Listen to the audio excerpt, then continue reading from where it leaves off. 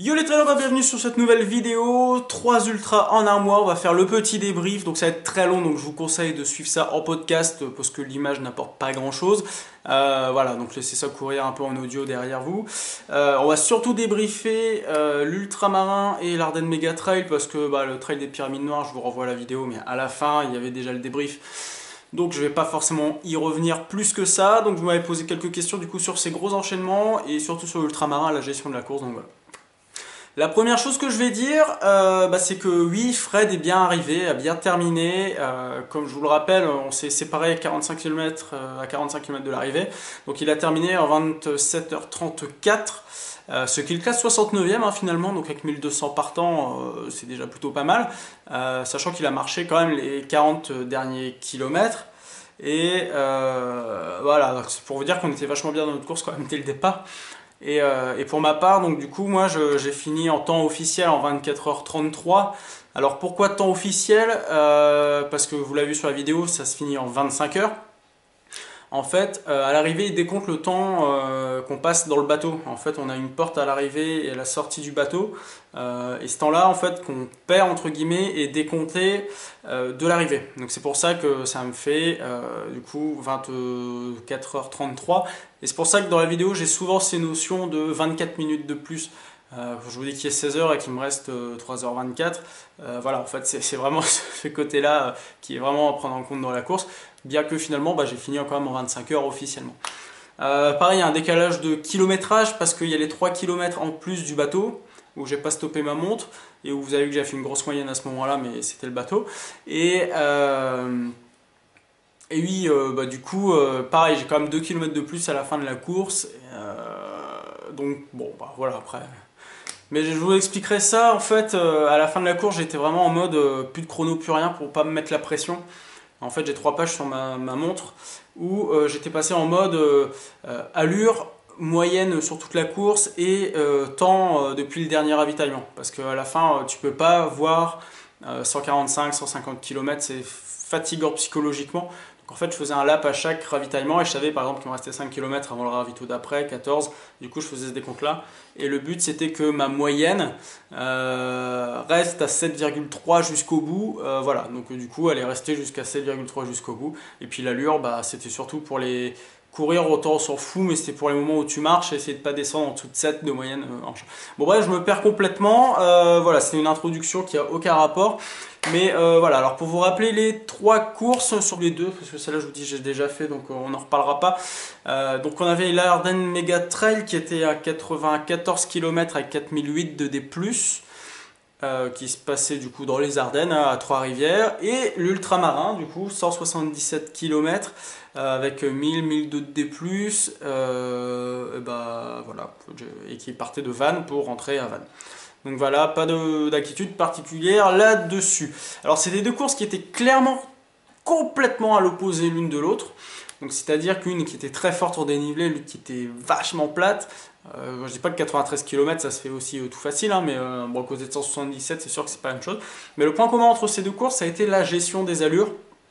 Quelque chose où je suis très très nul, parce que l'Ardenne Mega Trail, il fallait se préserver pour l'ultramarin qui se passait la semaine d'après, et du coup moi gérer des allures alors que je suis frais et que je vais bien, c'est un peu compliqué de me limiter. Et puis ça a été très compliqué pour moi l'Ardenne Mega Trail parce que depuis le début de l'année j'ai fait que des trails qui sont à peu près roulants, et du coup chauffer et se mettre dans la course, voilà, ça m'a valu 21 km. Et ça a été très compliqué pour moi de rentrer dans cette course au début, tandis que l'ultramarin, qui a été étrange parce que du coup dès le départ tout le monde courait à 9,5-10, enfin moi j'étais au milieu du peloton, donc ça fait bizarre d'avoir vraiment tout le monde à la même allure dès le départ, alors que d'habitude en début de course on part quand même tous assez vite. Et voilà, c'était assez étrange à voir ça. Mais bon voilà, d'un côté, voilà, l'ultramarin ça a vraiment été une gestion de longue instance, sachant qu'on n'avait pas vraiment prévu de plan de course. Mais en soi, on savait qu'on voulait arriver à la moitié en 12 heures et qu'on savait qu'on mettrait 1 heure de plus à peu près sur la seconde moitié, voire plus, suivant les conditions climatiques. Parce que la technique d'avancer le plus possible pendant la nuit, ça n'a pas été si simple parce que la nuit, il a quand même fait 23 degrés, donc finalement, descendre en température n'a pas été simple. Moi, j'ai une bonne régulation thermique, donc ça va. Fred, un peu moins, donc Ça a été un peu plus compliqué pour lui, puis ça se voit, enfin, quand tu perles, tu transpires beaucoup, tu perds beaucoup d'eau, donc il faut boire beaucoup, mais ça on y reviendra tout à l'heure. Et voilà, donc c'était vraiment, là, l'ultramarin, c'est vraiment une gestion psychologique de course, parce que à tout instant, il ne faut jamais se laisser dépasser. Je crois qu'on n'a jamais été sur le plat à plus de 11 en vitesse, 11 km/h, sauf à moi à l'arrivée où j'ai dû finir à 12 parce que voilà, les 2 derniers kilomètres où tu sais que tu arrives et que tu vois le port, tu vois l'arche et que tu dois aller là-bas et que tu as encore tout le tour du port à faire. Enfin bref, c'était bien sympa du coup pour tout ça. Donc pour maintenant parler un petit peu, faire une transition équipement, oui j'ai mes notes hein, qui sont là, ne vous inquiétez pas. Je fais ça moderne, en plus j'ai une espèce de tablette et tout, enfin, ça fait un peu mieux si vous voyez ça, mais bon, vous voyez pas parce que...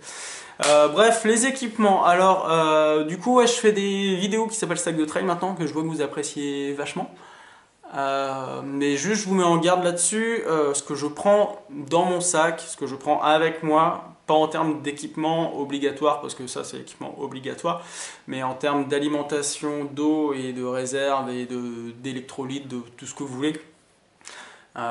C'est pour moi, enfin c'est selon mes besoins, je connais mon corps, je connais mes consommations et quand je sais que moi je vais passer 2 heures entre 2 ravitaillements ou 20 km entre 2 ravitaillements, je sais quelle consommation d'eau j'ai et quelle consommation alimentaire j'ai. Je sais comment je mange au ravitaillement, je sais comment mon corps se comporte entre deux ravitaillements.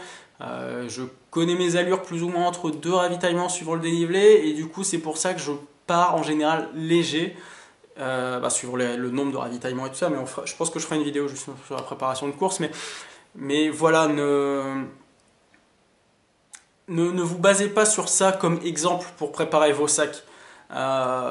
Même si moi ça me choque toujours de voir des gens partir sur l'ultramarin avec des sacs de 20 litres, mais voilà, c'est propre à soi, chacun apprend à se connaître, chacun fait en fonction de ses besoins et le fait de moi préparer mes sacs et de vous les montrer, c'est pas ce qu'il faut absolument prendre et aller avec, enfin voilà, chacun a ses spécificités, les miennes sont de plus en plus légères du coup du fait de l'entraînement et de l'habitude et puis aussi de l'expérience que j'ai.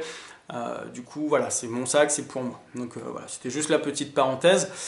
Juste pour faire un petit point sur les équipements, donc par rapport à l'AMT, il y a eu du petit changement parce que là où il devait faire 14 le matin, il s'est retrouvé à faire 6 degrés, donc on a juste rajouté, moi j'ai rajouté un petit coup de vent avec un tour de cou. Voilà, et ensuite j'avais dit que je prendrais des bâtons et finalement j'ai pas pris de bâton parce que en me rendant compte du profil de la course qui était assez escarpé, je me suis dit que les bâtons ça allait plus m'embêter qu'autre chose, notamment dans cette belle côte de Madagascar où aller piocher des bâtons jusque là c'est pas très très facile et surtout dans les descentes. Et puis après, enfin voilà, ça c'est une remarque un peu méchante, mais apprenez à vous servir de bâton parce que il y a des pointes de bâton qui me sont passées à ça du visage plusieurs fois. Et voilà quoi, enfin les bâtons, voilà, je ferai une vidéo aussi un jour là-dessus, mais voilà, apprenez à vous en servir avant parce que ça peut être très dangereux pour les gens qui vous suivent et par pitié, courez les pointes en avant. Voilà, donc ensuite, qu'est-ce que j'allais dire sur les équipements, sur l'ultramarin. Donc du coup, j'ai pas du tout fait de changement dans mes équipements.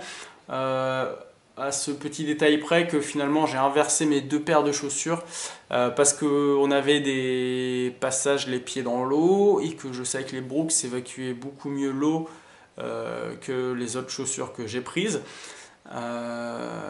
Et puis en fait ces chaussures là que j'ai en test depuis maintenant 3 mois quasiment, ouais ça fera 3 mois d'ici le temps que sorte cette vidéo. Voilà, il fallait que je leur mette 800 km, elles les ont fait et puis elles avaient fini les pyramides noires, elles ont fait l'Ardenne Méga Trail, donc je voulais qu'elles terminent aussi l'ultramarin, donc voilà. Voilà pour ça. Alors, la gestion de l'alimentation et des ravitaillements. Alors en tout et pour tout sur l'Ardenne Méga Trail, j'ai mangé une super barre, vous savez les grosses barres là, et 2 pommes potes. Alors une des super barres j'avais déjà mangé après le petit déj juste avant la course et j'ai mangé la 2e super barre dans la descente de Madagascar avec une pomme pote parce que j'ai commencé à avoir très faim à ce moment là. Et au niveau d'eau du coup j'avais prévu 1 litre d'eau et j'ai pas manqué d'eau, bien qu'il a fait quand même très chaud sur l'Ardenne Méga Trail, mais l'avantage c'est qu'on était toujours en sous-bois. Mais en fait ce qui était difficile sur l'Ardenne Méga Trail, c'est que les ravitaux étaient très sucrés. et il n'y avait vraiment pas grand chose à manger. Et moi je suis plutôt quelqu'un de salé au ravitaillement et sucré en course. Mais du coup ça a été cool au kilomètre 68 ou quelque chose comme ça de trouver du salé. Enfin un peu de saucisson, du pain, de quoi te faire des sandwichs, rosette, fromage, ce genre de trucs, parce que ça manquait vachement. Et je me suis fait avoir aussi en repérant la course, parce que du coup je pensais que le point d'eau serait en bas de Madagascar, et en fait il était en haut, en bas, mais de la côte d'après. Et du coup bah, j'avais bu un peu plus en prévision du coup de ce point d'eau qui serait en bas, et j'ai un petit peu manqué d'eau à ce moment-là. C'est sans compter sur un bénévole qui m'a filé un peu de flotte, et aussi un trailer qui m'a filé aussi un peu de flotte, donc c'était très sympa. Du coup sur l'ultramarin, qu'est-ce que... Ouais, donc ça je l'ai déjà dit. Donc sur l'ultramarin, donc c'était bien complètement différent. Donc il y avait vraiment bouffé mais royal sur tous les ravitaux. Enfin, pareil, il y a une vraie différence de ravitaillement quand tu passes dans les premiers, quand tu passes dans les derniers, effectivement. C'est assez non juste en sens que bah, c'est peut-être les gens qui souffrent plus longtemps qui devraient avoir plus à manger pour se poser au ravitaillement. Mais exception faite du premier ravito où tout était chaud, mais genre chaud, je veux dire, tu bois de l'eau, c'est chaud, c'est l'impression de boire du thé. En soi, c'était pas mal, ouais, vraiment du choix en temps de. Sur les ravitaux petits, comme ils disent, il y avait vraiment bah, quand même du saucisson, du fromage, du pain et tout ça. Sur les lourds, il y avait des pâtes et de la soupe en plus. Et la soupe, c'est un des meilleurs aliments, hein, je vous le conseille vraiment en course. N'hésitez pas à boire une soupe, parce que c'est le moyen d'ingurgiter rapidement des calories. Moi, de mes apports perso, franchement, j'ai mangé une barre Cliff, deux pommes potes, et j'ai pris une demi-méga-barre au Revito du 160e, parce que je vais vous expliquer ça après dans la gestion de la course, mais il fallait vraiment que je mange, et puis voilà. Après, n'hésitez pas aussi quand vous passez au ravito de pas le dévaliser, mais piocher des trucs. Enfin, je veux dire, moi, il y avait des pommes potes qui étaient excellentes, d'ailleurs, je sais plus quelle marque c'était, mais c'était vachement bon. Voilà, tu refais tes poches, enfin, attention, tu refais tes poches pendant la course, quoi. Tu prends une pomme pote, tu te l'embarques, et puis il y avait des petits gâteaux abricots et tout ça. Enfin voilà, tu prends ça, tu prends une tranche de pain, enfin des trucs comme ça pour du coup pas. Pour avoir à manger entre deux, quoi. Enfin, les ravitaux, ça sert à ça aussi, hein. Ça sert pas juste à manger sur le moment. Mais voilà, dévilisez pas tous. Pensez quand même qu'il y a des gens qui vont arriver derrière, et que c'est important du coup de laisser à manger pour tout le monde. Alors après, c'était ceinture au coca. Alors ce qui est chiant sur l'ultramarin, c'est que c'est des vannes, enfin c'est des robinets qui sont à l'extérieur. Donc si tu veux couper ton coca à l'eau, bah tu peux pas. Parce que c'est en dehors de la salle où tu es, bon bref. Et ce qui est chiant aussi, c'est qu'il n'y avait pas des frigidaires partout, donc l'eau était assez chaude, voire tempérée, enfin chaude parce qu'il faisait déjà 30 degrés dehors, donc forcément c'était chaud. Mais en soi c'était pas mal. Sur l'Ardennes Mega Trail, si je me souviens, il y avait du coca, de l'eau. Les points d'eau c'était vraiment que de l'eau. Alors de l'eau, juste de l'eau en bouteille. Il n'y avait pas de coca, pas de ceinture, rien. Et au ravitaillement, ouais, c'était un peu plus complet, quoi. Il y avait un peu de tout. Donc voilà pour cette partie un peu alimentation, ravitaillement. Et du coup, là, maintenant, je vais parler de gestion de course. Je pense que c'est ce qui vous intéresse le plus avec la chaleur. Alors, on a eu très chaud sur l'Ardenne Mega Trail comme sur l'ultramarin. Bien qu'on ait eu beaucoup plus chaud sur l'ultramarin parce qu'on était bord de mer, sans vent, en terrain dégagé, donc sans ombre, que sur l'Ardenne Mega Trail. On était quand même dans la forêt assez souvent. Mais c'était très marrant de constater que, parce que moi j'ai un thermomètre sur ma montre, de voir qu'entre en bas d'une montée et en haut d'une montée, tu as 2 ou 3 degrés de différence. Et j'étais surpris d'enlever ma casquette plusieurs fois pour faire respirer. Bon, déjà j'avais plein de cheveux à l'époque, hein, du coup j'ai résolu ce problème-là entre les deux courses, mais j'ai vraiment eu chaud de la tête, ce qui m'arrive normalement pas souvent. Et du coup, ouais, je me suis surpris à enlever ma casquette et bourrifer un peu les cheveux pour faire passer de l'air dès qu'on en avait l'occasion. Mais c'était aussi plein de contrastes l'Ardenne Mega Trail, parce que autant tu chauffais énormément dans une montée, qu'arrivé en haut il faisait un peu plus frais, tu étais dans la forêt, et du coup bah limite comme tu avais transpiré, tu prends ton gros élan de transpiration, bah limite tu avais froid en fait derrière. Et, et voilà, c'était assez compliqué à ce niveau-là. L'ultramarin c'est différent parce que Rosso il a fait chaud tout le temps. Sauf vraiment le samedi après-midi, donc le deuxième jour. Donc on est parti le vendredi à 18h, il faisait déjà 30 degrés, la nuit c'est pas descendu en dessous de 23 et le lendemain c'est monté à 32, sachant que moi ma montre à un moment au max j'étais dans les 15 heures, il devait faire 42, enfin j'avais 40 degrés au poignet, Donc pour vous dire que c'était assez étouffant, hein, on va pas se le cacher. Mais en soi, voilà, c'est la chaleur, enfin c'est beaucoup de psychologique, il faut avoir une bonne régulation thermique, on n'est pas tous égaux vis-à-vis de ça. Euh, Moi je sais que j'ai une régulation thermique qui est pas trop dégueulasse. Je me suis beaucoup entraîné aussi sous la chaleur. Je veux dire qu'entre la barre de l'année dernière et l'ultramarin cette année, je sens qu'il y a vraiment une adaptation de mon corps qui s'est vraiment fait à la chaleur.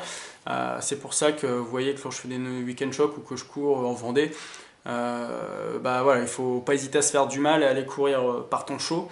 Et c'est là aussi que, du coup, par cette régulation thermique, ça calme apprendre à réguler son cardio et apprendre à gérer la chaleur, ça vous fait baisser le cardio, ça vous fait moins consommer, ça vous fait moins transpirer et du coup, vous buvez moins. Parce que le gros piège, et là, ça va être un peu le sujet, important de cette vidéo, c'est comment on s'alimente et comment on boit quand il fait 30 degrés dehors. Surtout à des allures comme entre guillemets moi j'avais, même si en soi j'étais qu'à 7,3 de moyenne au global sur la course, mais sur l'ultramarin j'entends, parce que sur l'Ardenne Méga Trail je crois que j'étais à 6. Parce que pour rappel, l'Ardenne Méga Trail c'était de la balade, on a fait vraiment tranquille pour se préserver pour l'ultramarin. Est-ce que j'ai fait un truc sur l'entre-deux courses? Je crois que j'ai ça écrit quelque part, mais non, je le retrouverai. Mais oui, je le vois là, en entre-deux courses. C'est même écrit entre trois courses. Parce qu'il y a comme celui-là qu'il ne faut pas oublier. Du coup, ouais, la piège à éviter quand il fait très chaud, c'est de boire tout le temps. Boire tout le temps, alors le problème c'est que l'air est sec, on sent qu'on est sec, on a soif. On dit toujours qu'il faut boire régulièrement et tout ça. Moi je vous dirais plutôt maintenant, buvez quand vous avez soif. Mais là c'est le mauvais exemple parce que quand il fait 40 degrés au ressenti, en soi tu as toujours soif. Moi perso j'avais du coup 1 litre d'eau, sachant qu'il n'y avait jamais plus de... Je crois que le max c'était 19 km entre deux ravitaillements et c'était au début donc ça allait. Après c'était entre 14 et 17 au max. Donc 1 litre d'eau quand même à 17, allez, même si tu restes 3 heures, enfin voilà, c'est quand même vachement gérable d'avoir 1 litre d'eau. Sachant que moi je bois beaucoup au ravitaillement pour éviter du coup de boire un peu plus derrière, mais c'est le piège aussi parce qu'il ne faut pas trop boire, parce que si vous buvez trop d'un coup ça entame votre digestion, et comme c'est là, enfin entame, ça entrave votre digestion, et comme c'est à ce moment là que tu manges beaucoup au ravitaillement, pareil quand vous arrivez à un ravitaillement, vous ne jetez pas sur l'eau, mangez d'abord et ensuite buvez. Parce qu'il faut maintenir, enfin si vous remplissez les tomates flottes ou de liquide, bah, vous aurez plus faim. Et là, le gros piège du coup de cet ultramarin, c'était de trop boire, parce que justement, déjà, bah, ça altère la digestion, et que quand on a toujours le ventre plein d'eau, on n'a pas faim. Sauf que carburer à l'eau, ça marche sur une course de 13 heures, comme à la Barjo, où perso j'ai tourné qu'à l'eau, j'ai rien mangé, genre une pomme pote je crois sur toute la course, parce qu'il faisait très chaud, que les ravitaux étaient très mal achalandés, et que bah, j'avais pas prévu non plus tant de choses que ça à manger. Mais bon, du fait que tu bois beaucoup, bah, t'as pas faim et ça va, ça passe. Sauf que bah, sur une course où tu es 24, 25, 30 heures, ça passe un moment, sauf qu'à un moment, bah, ton corps il dit clairement j'ai faim. Sauf que t'as pas faim. Enfin, tu sens que tu te fatigues et que tu as besoin d'énergie sous forme alimentaire, parce que du liquide tout seul, après, si vous avez des boissons glucidiques, forcément c'est beaucoup mieux. Mais enfin, mon perso, je prends pas de ça, mais du coup, voilà le piège, ce qui m'est arrivé au kilomètre 160. Donc j'ai fait les 14 derniers kilomètres avec un mec, ça j'ai oublié ton prénom, je suis désolé, je le mets en bas. Mais en fait, Fred venait me le hacher, on sortait du point d'eau, on avait 14 km pour arriver au ravito. Et voilà, enfin, pour ce genre de truc, personnellement, quitte à pas être avec Fred, je préfère rester tout seul dans ma bulle, surtout que là je voulais aller chercher les 25 heures. C'est très difficile d'être avec quelqu'un, de courir avec quelqu'un qu'on connaît pas. Surtout quand on chasse un objectif. Voilà, on a fait les 14 km ensemble, c'était cool, mais clairement après je suis reparti tout seul parce que enfin voilà, j'ai besoin moi d'être dans ma bulle, surtout là dans les conditions climatiques qu'on avait. Enfin, t'as juste pas envie. Je sais pas si ça motive plus d'être à deux ou ça motive plus à marcher du coup d'être à deux. Mais bon voilà, je sais qu'avec Fred, si j'avais été avec Fred jusqu'au bout, j'aurais fait encore moins de temps. Mais bon, ça c'est pas la question, on s'en fout. Mais je reviens à ce piège alimentaire, donc ce qui est arrivé du coup pendant ces 14 km, où je sentais vraiment que je commençais à être fatigué et que j'avais besoin d'énergie. C'est que je me suis dit, ok, je suis à 4 km de l'arrivée, du ravito, numéro 13 du coup, celui où il n'y a personne, j'arrête de boire. Et du coup, j'ai pas bu pendant 4 km, vraiment 2-3 gorgées, vraiment pour dire, pour purger mon estomac. vraiment toute la flotte qu'il avait. Et je suis arrivé au ravitaillement. La stratégie, c'était de ne pas boire tout de suite. Je m'étais dit, j'arrive, je bois un verre de coca coupé à l'eau, je mange une demi super barre là. Moi, ça me ferait 250 kcal, ce qui est assez énorme. Une pomme pote. Et après ça, du coup, je me suis, c'est ce que vous voyez pendant que je mâchouille, c'est ça que je mange dans la vidéo. Et du coup, j'ai retrouvé un peu la faim, mais l'envie de manger surtout. Et après ça, j'ai bu 2 verres de ceinture pour du coup aide à la digestion plus recharge en électrolytes. Et après, je suis reparti jusqu'au bout, qui restait du coup 22 km. Et 22 km, donc il y avait un point d'eau au bout de 8, donc j'ai pas rechargé mes flasques, j'ai juste fait jusqu'au bout avec 1 litre d'eau, sachant qu'il y avait même 3 points d'eau, enfin il y avait 2 points d'eau officiels et il y avait un robinet qui traînait sur la route, donc là j'ai bu un peu à ce moment-là.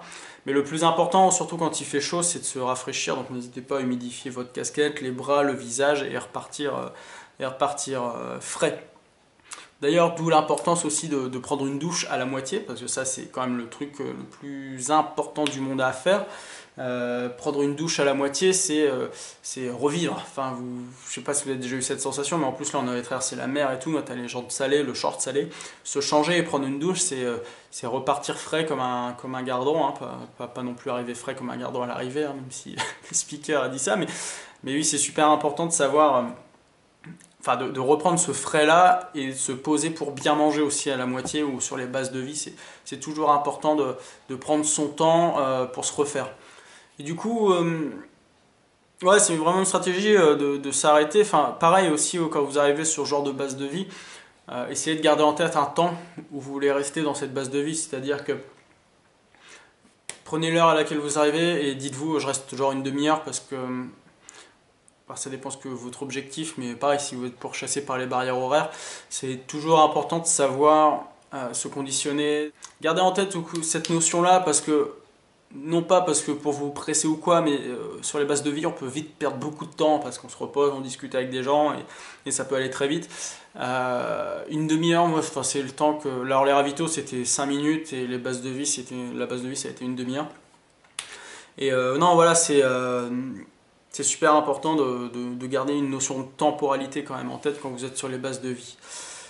Ouais, puis ça me fait rire, je vois cette phrase-là, mais comme on dit sur les courses, tant qu'on pisse, c'est que ça va, hein, c'est qu'on est encore assez hydraté, hein, qu'importe la couleur de l'urine, mais voilà, tant qu'on pisse, c'est que tout va bien. D'ailleurs, qu'est-ce que j'ai noté encore? Ah oui, quand on a... C'était assez drôle parce que quand on nous a appris qu'il n'y avait pas forcément d'eau au ravito suivant, moi j'avais rempli ma flasque de secours, donc comme c'était obligatoire d'avoir 1,5 litre d'eau sur soi, donc j'avais rempli ma flasque de secours que j'avais mis dans mon dos. Et quand je me suis dit, bon, je vais la vider parce qu'elle me sert à rien, l'eau était clairement à 45 degrés, quoi. C'était un truc de malade. Donc de toute façon, ça aurait été imbuvable, même si quand il fait chaud, c'est mieux de boire tempéré, pas chaud. En termes d'hydratation, c'est beaucoup plus efficace que froid. Froid, ça choque le corps, ça resserre un peu les vaisseaux sur la trachée, donc c'est pas forcément bon, même si ça fait beaucoup de bien. Mais voilà, bref, en tout cas, voilà pour cette partie un peu gestion. Alors maintenant, on va parler un petit peu de dégâts physiques, enfin, parce qu'on peut parler de dégâts physiques, mais du coup, l'après-course physiquement. Alors, Trail des Pyramides Noires, c'était une nuit blanche avant la course, voilà. Et puis j'avais une grosse séance dégueulasse de crossfit avec des potes pour rigoler. Du coup, je suis parti sur cette course avec des courbatures partout, donc je partais pas forcément avec la meilleure condition physique. Mais alors, à savoir que sur le Trail des Pyramides Noires, j'avais zéro objectif. Enfin, moi, je partais, j'arrivais et voilà, j'avais pas de temps en tête, j'avais rien du tout. J'ai juste pris au moment où ça se passait bien et que j'ai continué à l'allure où j'étais parce que justement ça se passait bien.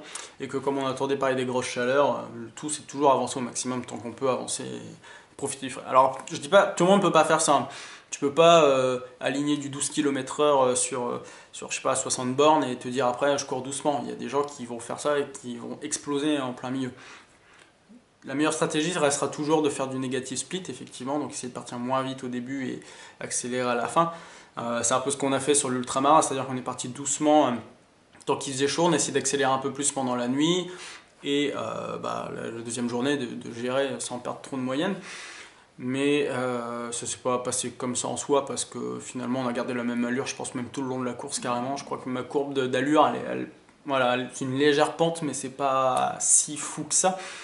Sur l'Ardenne Mega Trail, c'était complètement différent parce qu'on était complètement en mode balade, donc on était calme tout le temps. Et puis, bah, il n'y a pas vraiment beaucoup d'occasions de courir sur l'Ardenne Mega Trail, du fait que bah, c'est toujours pentu fortement et que les sections de plat, bah, elles se font un peu désirer, même si ça fait du bien comme de courir un peu de temps en temps. Mais du coup, ouais, parlons de douleur. Après le trail des Pyramides Noires, c'est vrai que bah, j'avais plus de cuisses, notamment parce que déjà je suis parti avec des courbatures et que l'après, bah, j'ai quand même un peu beaucoup envoyé, hein, parce qu'on fait pas 105 bornes en 12 heures sans en payer les conséquences, hein, ça faut pas, même avec la meilleure préparation du monde, faut pas déconner. L'Ardenne Mega Trail, je suis arrivé donc assez frais au final, je me suis pas cramé du tout pendant la course, c'est très dur, hein, surtout quand je me suis retrouvé tout seul à la fin, de rester raisonnable. Surtout quand tu avais envie d'arriver parce que la nuit tombait et que tu n'as pas envie de ressortir la frontale, donc tu as envie d'accélérer, mais bon, j'accélère un petit peu, mais de manière raisonnable. Donc le lendemain, franchement, moi je suis rentré par nuit, je me suis réveillé standard. J'avais juste une petite douleur, ouais, la cuisse droite, mais vraiment vous savez, une espèce de courbature profonde qui est pas, enfin, qui t'empêche de rien, quoi. Et après l'ultramarin, donc à part la nuit un peu bizarre, tu sais, où tu as l'impression que tous tes muscles sont en train de se reconstruire et que ça bouge un peu dans tous les sens, le lendemain ça allait, je marchais normalement, j'ai descendu les escaliers normalement, au petit-déj aussi, mais ce qui m'a fait un bien fou, c'est de sauter dans la piscine l'après-midi, et après bah, je suis reparti entre guillemets frais comme un gardon, c'est mon expression de cette vidéo.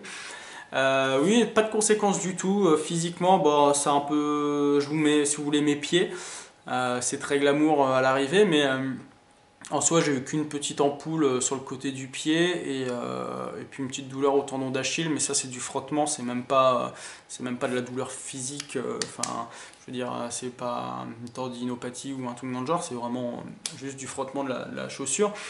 Mais mais voilà, après ça a été difficile aussi surtout de gérer l'entre-deux courses, pas entre l'Ardenne Mega Trail et l'Ultramarin parce que du coup j'ai rien fait du tout. L'important est surtout de bien s'alimenter pendant la semaine du coup en termes de protéines mais surtout de féculents parce que en fait après une course ou un gros effort vous avez à peu près 24 heures pour reconstituer votre stock de glycogène musculaire, donc c'est là qu'il faut manger beaucoup et les protéines, voilà, en général on dit qu'il faut entre une demi-heure et une heure après l'effort refaire un gros stock de protéines, donc après, ça cache pas qu'il faut bien manger toute la semaine et tout ça, éviter quand même les aliments gras. Mais si vous voulez savoir, notre repas d'avant-course de l'Ardenne Mega Trail, ça a été kebab parce que c'était le seul truc qui était ouvert encore à 22 heures dans ce coin. Et, oui, non, c'est pas le meilleur repas de course, mais du coup, moi j'ai gardé ça au moins pendant 5 heures de course. J'étais encore en train de rôter le kebab, donc c'était pour ça que j'ai pas beaucoup mangé non plus, mais c'était pas forcément des trucs des plus agréables. Voilà. Ensuite, entre le trail des Pyramides Noires et l'Ardenne Mega Trail, j'ai fait zéro séance intensive, j'ai vraiment fait de l'entretien. Comme je le fais en période de course, donc c'est des sorties d'une heure, une heure et demie à rythme normal, pas de technique, pas de séance de côte, rien, c'est vraiment sortir 3-4 fois par semaine et à allure modérée et puis juste pour faire du kilomètre mais sans taper dans la machine parce que bah, le plus important c'est la reconstruction physique et pas mal de natation aussi parce que la natation ça fait toujours du bien globalement au corps. Et là c'est assez frustrant parce que je suis à 7 jours off et mon corps me dit depuis 2 jours après l'ultramarin c'est bon on peut y aller. Sauf que je m'impose cette pause de 10 jours donc je reprendrai jeudi, donc bah, il y a 2 jours quand vous verrez cette vidéo. Et du coup, bah, c'est assez frustrant quand même de se forcer à se reposer, sachant que ça va, mais c'est raisonnable de le faire en fait. Sachant que bah, juillet, août, ça va pas forcément être très reposant et septembre encore moins. Donc voilà. Qu'est-ce que j'avais encore en noté? Ta, ta, ta, ta, ta, ta, ta.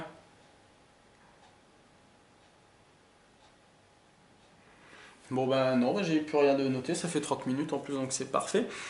Voilà, que vous dire de plus sur ces courses? Bon voilà, c'est pas la enfin c'est voilà, ne faites pas ça chez vous, hein, comme on dit dans les messages d'alerte, mais voilà, enchaîner 3 ultras en un mois, enfin en fait 5 semaines hein, réellement, mais euh, c'est pas donné à tous, hein, je pense qu'on va clairement des prédispositions physiques. Après, malgré l'entraînement, il y a des gens qui sont plus résistants. Enfin, moi, je sais que je suis pas soumis aux crampes, aux courbatures, pas trop, mais là, les courbatures, c'est clairement de l'entraînement. Mais voilà, et le plus important, j'ai oublié de vous le dire ça, mais en récup après course, c'est de boire, mais énormément, et buvez jusqu'à ce que votre urine redevienne claire. Et moi, je sais qu'après l'ultramarin, ça m'a pris 2 jours à retrouver des urines claires, malgré le fait de boire 3 litres par jour. C'est ultra important de bien boire. L'eau, c'est la vie, hein, de toute façon. Et c'est marrant, c'est la réflexion que je me suis faite pendant toute la course. Chaque fois dans l'ultramarin, dès que tu buvais un peu d'eau, mais ça faisait tellement de bien, voilà, tu peux pas te dire autre chose que l'eau, c'est la vie, quoi. Et donc voilà, je crois que j'ai fait à peu près le tour de tout ce que vous m'avez posé comme question. Et puis bah voilà, je vais clore ce podcast, hein, on va appeler ça plutôt un podcast. En tout cas, bah là les prochains plans, il y a un petit week-end choc dans les Vosges en juillet. Il y a un Ironman et pas mal de courses à pied en Vendée qui vont se caler aussi en août. Et après ce sera septembre en direction de l'Infernal Trail des Vosges. Donc voilà, c'est le gros objectif de l'année. Sachant que je vais pouvoir partir avec du 8 litres parce que le matériel obligatoire est pas très, enfin la liste est pas très longue, donc ça c'est cool. Je suis content de pouvoir partir léger et ben on verra après, suivant la météo, les décisions qu'on prendra sur du coup les équipements, mais bon. En tout cas, ben voilà, j'espère que tout ça vous a plu, que ça n'a pas été trop long et que ça a été intéressant pour vous. Et puis ben si vous avez des questions, hein, toujours n'hésitez pas à les poser dans les commentaires, hein, j'y répondrai toujours avec plaisir. Et puis bah je suis en train de mourir de chaud parce qu'il fait en fait déjà dehors 35 degrés, que j'ai tout fermé, que j'ai 2 spots qui sont en train de chauffer la pièce à mort. Mais voilà, en tout cas c'était un plaisir de partager tout ça avec vous. Merci pour vos messages, votre soutien, votre suivi, enfin, ça fait vraiment chaud au cœur. C'est vrai qu'en course, j'ai très peu tendance à regarder mon téléphone, mais c'est toujours le fait de regarder ça après coup, ça fait toujours beaucoup de bien, surtout au moment de la récupération. Moi, clairement, à l'arrivée de l'ultramarin, mon corps m'a dit « Allez, c'est tout, arrête !» Moi, je ne fais plus rien, donc j'ai commencé à tourner un petit peu. Et sauf que la bouffe était quand même à 200-300 mètres et je suis arrivé, il y avait tous les marcheurs nordiques qui étaient là et j'ai pas pu accéder au repas, donc je suis reparti à la voiture, marché 10-15 minutes, me suis posé dans le coffre, j'ai mangé tout ce qu'il y avait dans le coffre et après je suis retourné manger du coup ma fameuse soupe. Mais voilà, en tout cas, bah, je vous dis à très bientôt dans une prochaine vidéo. Je ne saurais pas du tout quel est le programme de sortie des vidéos là, je ne sais pas du tout ce que je vais faire pour l'instant. Mais voilà, en tout cas, bah, je vous dis à très bientôt et puis bah, à très bientôt dans une prochaine vidéo du coup. Ciao.